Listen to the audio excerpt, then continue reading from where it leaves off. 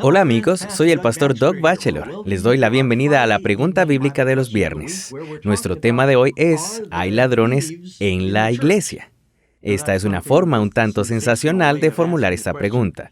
¿Deberían los cristianos del Nuevo Testamento pagar diezmo? La Biblia dice que si fallamos en pagar nuestro diezmo, Dios dice, ¿robará el hombre a Dios? De esto se deriva el título. Esta es la pregunta. ¿Es el diezmo todavía un principio a seguir para los cristianos del Nuevo Testamento? Y los cristianos de ahora que dicen seguir a Cristo e ignoran o descuidan el diezmo, ¿son culpables de robarle a Dios? Antes que nada, ¿qué es el diezmo?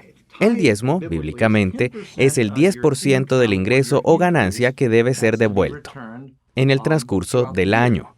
En los tiempos bíblicos existía una sociedad agraria. Pagaban los diezmos de sus productos agrícolas o de sus rebaños. También podían pagarlo en plata, oro o la moneda circulante. Podemos leer en Levíticos 27:30, dice, «Y el diezmo de la tierra, así de la simiente de la tierra como del fruto de los árboles, de Jehová es cosa dedicada a Jehová». Debemos ser extremadamente cuidadosos de no tomar algo que Dios designa como santo. Porque Él dice, mío es, debe ser tratado de manera sagrada. Si el hombre se queda con esa décima parte que le pertenece a Dios, se expone a recibir juicio severo porque Dios lo ha designado como santo. Algunos argumentarán que la práctica de diezmar era para los judíos y comenzó con Moisés durante el Éxodo. No es realmente cierto. El diezmo precede al Éxodo. La Biblia dice que Abraham, no se olviden amigos que todo cristiano es un hijo de Abraham. Si somos de Cristo, somos de la simiente de Abraham. Abraham, según el libro del Éxodo, cuando regresó de la batalla con Kedor Laomer, dio una décima parte de las ganancias del botín de guerra al sumo sacerdote Melquisedec. Incluso Abraham entendió que la décima parte de su ganancia estaba destinada para el ministerio que en ese entonces presidía Melquisedec. Cuando Jacob tuvo la visión del ángel subiendo y bajando por la escalera, y llamó al lugar Betel, hizo un voto, un pacto con Dios. Dijo, si me traes con bien a la tierra prometida, de todo lo que me das, ciertamente daré una décima parte. Diezmo significa una décima parte. Lo primero que hizo Jacob cuando regresó a la tierra prometida fue tomar la décima parte de todo su ganado y todas sus posesiones y enviárselas a su hermano Esaú, quien técnicamente era el sacerdote de la tierra en ese momento. Tenía quizá unos 100 años de edad en ese entonces. Sin lugar a dudas, los patriarcas entendían el principio del diezmo. ¿Son los diezmos lo mismo que las ofrendas? No. El diezmo es una cantidad determinada, una décima parte de todas las ganancias que pertenece a Dios. La ofrenda es algo que se da voluntariamente, además del diezmo. Una vez más cito a Malaquías 3:8, ¿robará el hombre a Dios? Pues vosotros me habéis robado. Y dijisteis, ¿en qué te hemos robado? En vuestros diezmos y ofrendas. Dios dice que son dos cosas distintas. El diezmo era el 10% designado. Leamos 2 Corintios 9, 6 al 7. Pero esto digo, el que siembra escasamente, también segará escasamente, y el que siembra generosamente, generosamente también cosechará. Cada uno dé como quiera en su corazón, no con tristeza ni por necesidad, porque Dios ama al dador alegre. Las ofrendas se daban de acuerdo a cómo Dios prosperaba a cada persona. Debían dar con alegría y según los impresionara el Señor, según a la necesidad. ¿Enseña el Nuevo Testamento la práctica de diezmar? Nadie discutiría que en el Antiguo Testamento se refleja claramente el plan de Dios para apoyar la proclamación del ministerio por parte de los levitas y el apoyo al trabajo que tenía lugar en el santuario. Ese era el sistema del diezmo. Pero ¿qué pasa ahora con los cristianos del Nuevo Testamento que estamos en el Nuevo Pacto? Algunos dicen, bueno, no hay evidencia de que el diezmo se enseña en el Nuevo Testamento. Eso no es correcto. Veamos lo que dice Mateo 23:23, cuando Jesús se enfrentó a los escribas y fariseos. «Ay de vosotros, escribas y fariseos hipócritas, porque diezmáis la menta y el eneldo y el comino».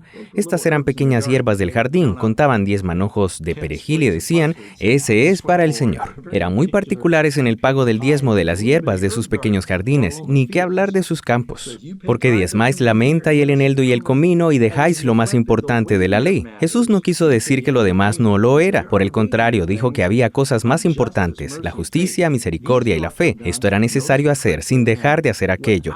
Note lo que Cristo dice: sin dejar de hacer aquello. Jesús está de acuerdo en que no debe descuidarse el pago del diezmo. Lo que enfatiza es que pagar el diezmo no debe ser más importante que la justicia, misericordia y la fe. Lo repite ligeramente diferente en Lucas 11:42. Mas, ay de vosotros, fariseos, que diezmáis la menta y la ruda y toda hortaliza y pasáis por alto la justicia y el amor de Dios. Esto os era necesario. Y de nuevo, Lucas concluye, sin dejar de hacer aquello.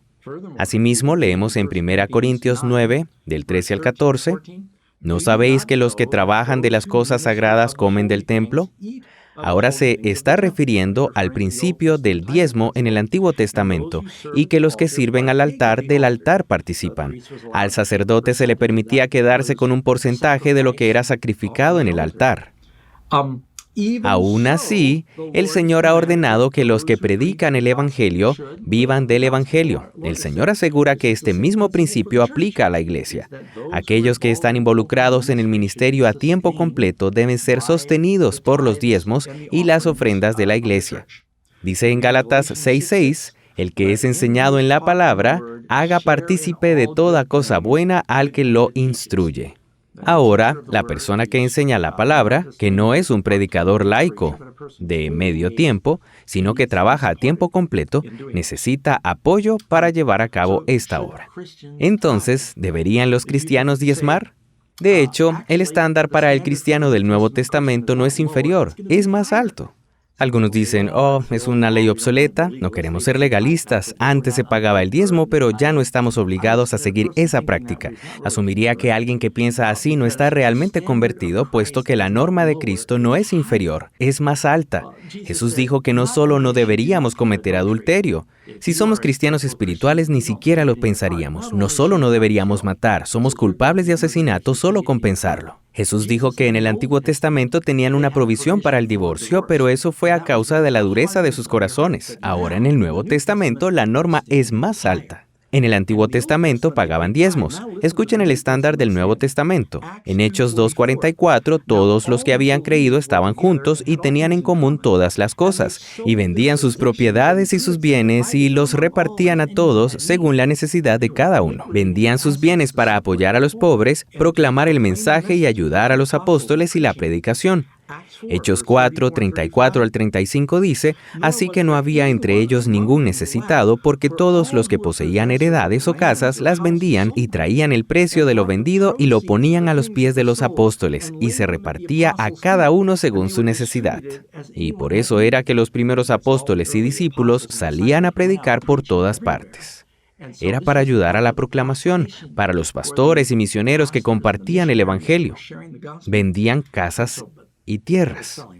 El diezmo es el jardín de infantes para un cristiano del Nuevo Testamento. Se requiere mucho más. Ciertamente se requiere mucho más. Se trata de un compromiso profundo.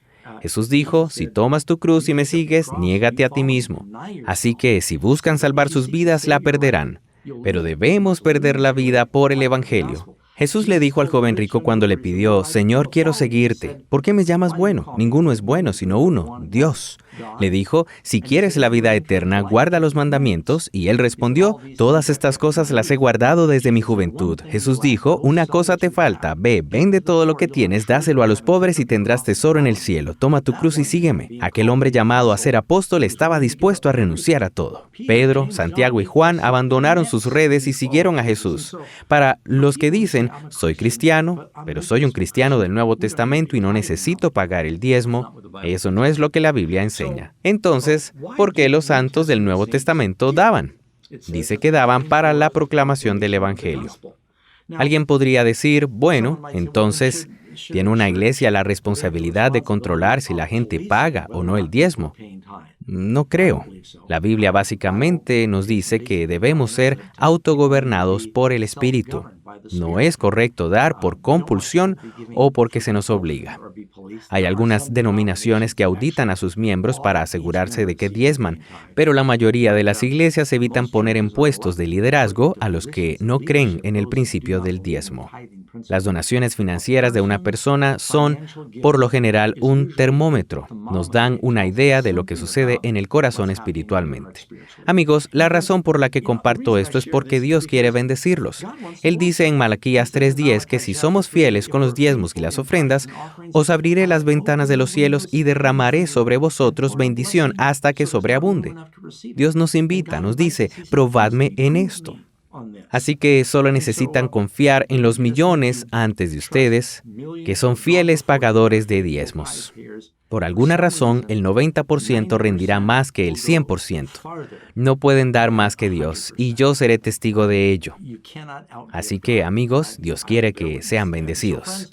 Él quiere abrir las ventanas del cielo para ustedes. Los cristianos del Nuevo Testamento, como mínimo, deben ser fieles en los diezmos y las ofrendas. De lo contrario, todavía hay ladrones en la iglesia.